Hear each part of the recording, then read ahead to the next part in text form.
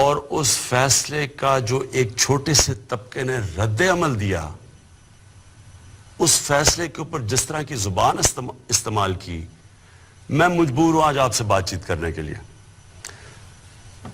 دیکھیں، پہلے ایک چیز سمجھ آئے کہ پاکستان وہ ملک ہے جو دنیا کی تاریخ کا واحد ملک ہے جو مدینہ کی ریاست کے بعد اسلام کے نام پہ بنا ہے. اسلام کے نام پہ بننے کا مطلب یہ ہے کہ پاکستان کا کوئی قانون قرآن اور سنہ کے خلاف نہیں جا سکتا. تو جو ججز نے فیصلہ دیا ہے وہ آئین کے مطابق دیا، اور پاکستان کا آئین قرآن اور سنہ کے تابع ہے.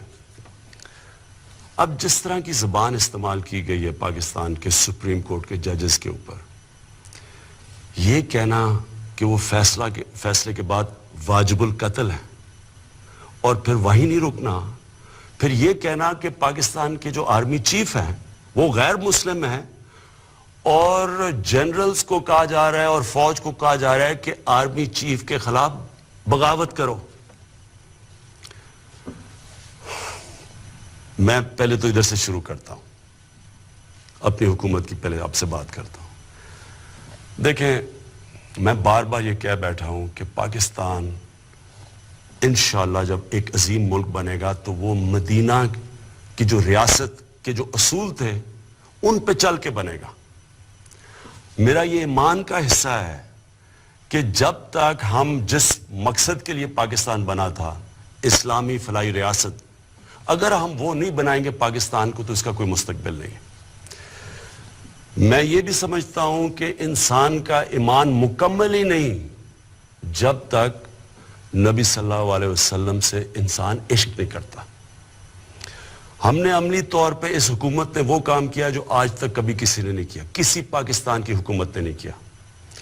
جب ہالینڈ کے اندر وہ جو ڈچ پارلیمنٹیرین تھا، اس نے ہمارے نبی صلی اللہ علیہ وسلم کی شان میں گستاخی کی اور وہ خاکے نکالے، تو واحد مسلمان دنیا میں ہمارا ملک تھا جس نے ان سے کمپلین کیا، فورن منسٹر سے بات کی، ان کے ایمبیسڈر سے بات کی، اور یہ پہلی دفعہ ہوا ہے کہ انہوں نے اس ڈچ پارلیمنٹیرین سے خاکے وڈرا کروائے، وہ واپس ہٹے. یہ کبھی پہلے نہیں ہوا. پھر واحد پاکستان پہلی دفعہ ہم نے OIC جو مسلمان ممالک کا جو آرگنائزیشن ہے اس میں جا کے ہم نے ایشو اٹھایا، اور یونائٹڈ نیشنز میں ہمارے فورن منسٹر نے پہلی دفعہ یونائٹڈ نیشن میں ایشو اٹھایا. اس کا نتیجہ کیا ہوا کہ European court of human rights اس نے پہلی دفعہ فیصلہ کیا کہ نبی صلی اللہ علیہ وسلم کی شان میں گستاخی کرنا آزادی رائے میں نہیں آتا. یہ پہلی دفعہ ہوا ہے. میں صرف آپ کو یہ بتا رہا ہوں کہ ہم یہ صرف باتیں نہیں کرتے، ہم نے عملی طور پہ کر کے دکھایا ہے کہ ہم واقعی اپنے نبی صلی اللہ علیہ وسلم کی شان میں کسی قسم کی گستاخی نہیں دیکھ سکتے.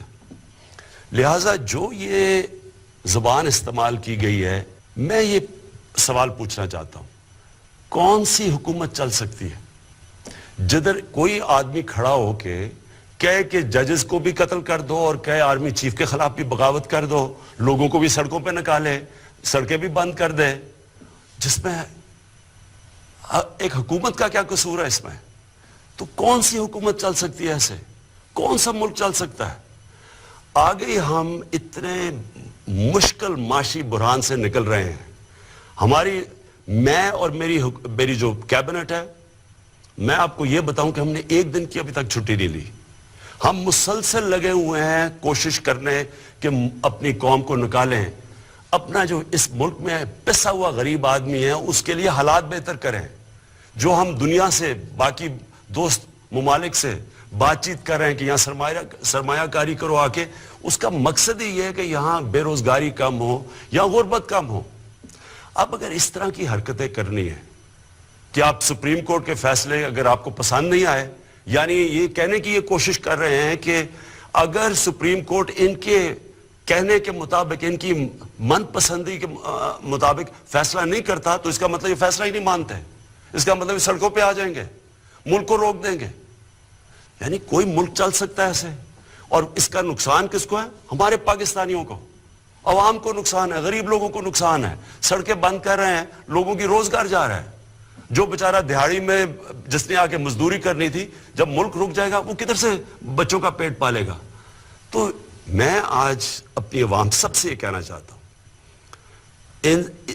کسی صورت آپ نے ان کو آپ کو اکسانے نہیں دینا. یہ کوئی اسلام کی خدمت نہیں ہو رہی, یہ ملک سے دشمنی ہو رہی ہے. یہ ملک دشمن عناصر اس طرح کی باتیں کرتے ہیں کہ ججز کو قتل کر دو اور فوج میں بغاوت ہو جائے. یہ فوج نے ہمیں ایک بڑی مشکل جو جنگ تھی, دہشت گردی کی جنگ سے ہمیں نکالا ہے. انہوں نے قربانیاں دی ہوئی ہیں. آپ جب کہیں گے کہ فوج آرمی چیف کے خلاف, اور جھوٹ بول کے کہ وہ مسلمان نہیں ہے آرمی چیف, ان کے اوپر اکسائیں گے, نقصان کس کا ہے, فائدہ کس کا ہے؟ پاکستان کے دشمنوں کا ہے. تو میں آج آپ سب سے, اپنی عوام سے اپیل کر رہا ہوں, اپنے ملک کی خاطر جو یہ اپنی سیاست چمکانے کے لیے آپ کو اکسا رہے ہیں, آپ نے ان کی باتوں میں نہیں آنا. یہ کوئی اسلام کی خدمت نہیں کر رہا ہے, یہ صرف اپنی ووٹ بینک بڑھا رہے ہیں. میں ان عناصر کو اپیل کرتا ہوں کہ ریاست سے نہ ٹکرانا. میں آپ کو یہ اپیل کرتا ہوں کہ اس ملک کی خاطر جو کہ مشکل برات سے نکل رہا ہے, اور اللہ کا شکر ہے آگے اچھا وقت آ رہا ہے, آپ اپنی سیاست چمکانے کے لیے, اپنے ووٹ بینک کے لیے اس ملک کو نقصان نہ پہنچائیں. اگر آپ یہ کریں گے, میں آپ کو یہ واضح کر دوں کہ ریاست اپنی ذمہ داری پوری کرے گی.